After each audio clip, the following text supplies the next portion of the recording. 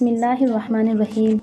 حضرت علی کرم اللہ وجہ حضور صلی اللہ علیہ وسلم کی امامت میں نماز پڑھتے ہوئے توڑ کر گھر چلے گئے۔ وہ وقت جب 3 جلیل القدر فرشتے جبرائیل، میکائیل اور اسرافیل کو بیک وقت حرکت میں آنا پڑ گیا۔ ایک دن حضور اکرم صلی اللہ علیہ وسلم نے نماز عصر پڑھائی تو پہلا رکوع اتنا طویل فرمایا کہ گمان ہوا کہ شاید رکوع سے سر نہ اٹھائیں گے۔ پھر جب آپ صلی اللہ علیہ وسلم نے رکوع سے سر اٹھایا، نماز ادا فرما لینے کے بعد آپ صلی اللہ علیہ وسلم نے اپنا رخ انور محراب سے ایک جانب پھیر کر فرمایا، اور چچا زاد علی بن ابو طالب کہاں ہیں؟ حضرت علی رضی اللہ تعالی عنہ نے آخری صفوں سے عرض کیا، لبیک، میں حاضر ہوں یا رسول اللہ صلی اللہ علیہ وسلم۔ آپ صلی اللہ علیہ وسلم نے فرمایا، اے ابو الحسن، میرے قریب آ جاؤ۔ چنانچہ حضرت علی رضی اللہ تعالی عنہ آپ صلی اللہ علیہ وسلم کے قریب آ کر بیٹھ گئے۔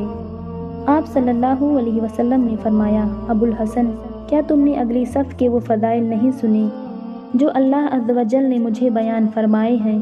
عرض کیا، کیوں نہیں یا رسول اللہ صلی اللہ علیہ وسلم۔ آپ صلی اللہ علیہ وسلم نے ارشاد فرمایا، پھر کس چیز نے تمہیں پہلی صف اور تکبیر اولا سے دور کر دیا؟ کیا حسن اور حسین رضی اللہ تعالی عنہما کی محبت نے تمہیں مشغول کر دیا تھا؟ عرض کیا، اولاد کی محبت اللہ تعالیٰ کی محبت میں کیسے رکاوٹ ڈال سکتی ہے؟ آپ صلی اللہ علیہ وسلم نے ارشاد فرمایا، پھر کس چیز نے تمہیں روکے رکھا؟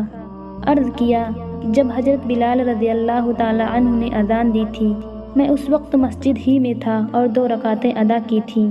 پھر جب حضرت بلال رضی اللہ تعالی عنہ نے اقامت کہی تو میں آپ صلی اللہ علیہ وسلم کے ساتھ تکبیر اولا میں شامل ہوا۔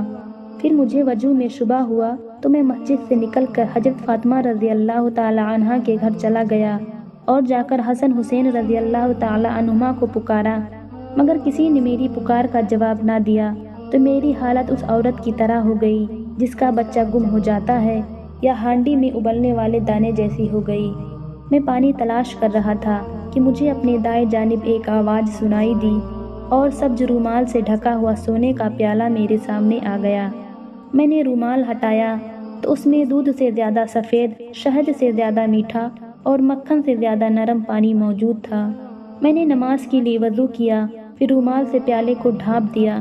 پیچھے مڑ کر دیکھا تو مجھے کوئی نظر نہ آیا، نہ ہی مجھے معلوم ہو سکا کہ پیالہ کس نے رکھا اور کس نے اٹھایا۔ آپ صلی اللہ علیہ وسلم نے غیب کی خبر دیتے ہوئے مسکرا کر ارشاد فرمایا، مرحبا مرحبا اے ابو الحسن، کیا تم جانتے ہو تمہیں پانی کا پیالہ اور رومال کس نے دیا تھا؟ اللہ اس کے رسول بہتر جانتے ہیں۔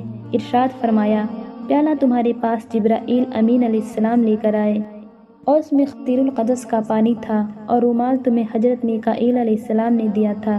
حضرت اسرافیل علیہ السلام نے مجھے رکوع سے سر اٹھانے سے روکا، یہاں تک کہ تم اس رکعت میں آ کر مل گئے۔